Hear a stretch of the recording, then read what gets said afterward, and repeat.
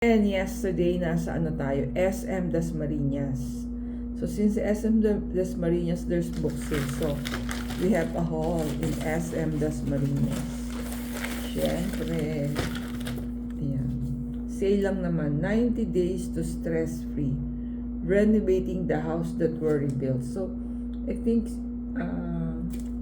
the author is a designer. So, parang, pero yung topic niya is about home, not about home. It's about our lives. No, sabi niya, 90 God-centered readings filled with wit and positivity, scriptural truth and prayers.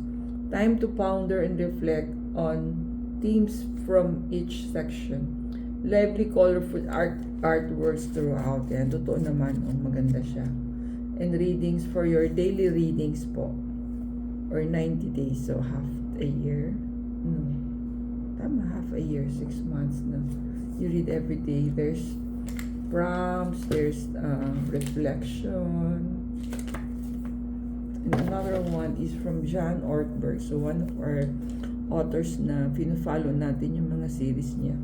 Soul Keeping, caring for the most important part of you. When is the last time you thought about the state of your soul? Ayan. This is our two hauls from SM Dasmariñas.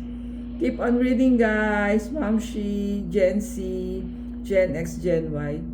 Great morning, great Sunday morning, everyone. Thank you for watching. See you in our next video.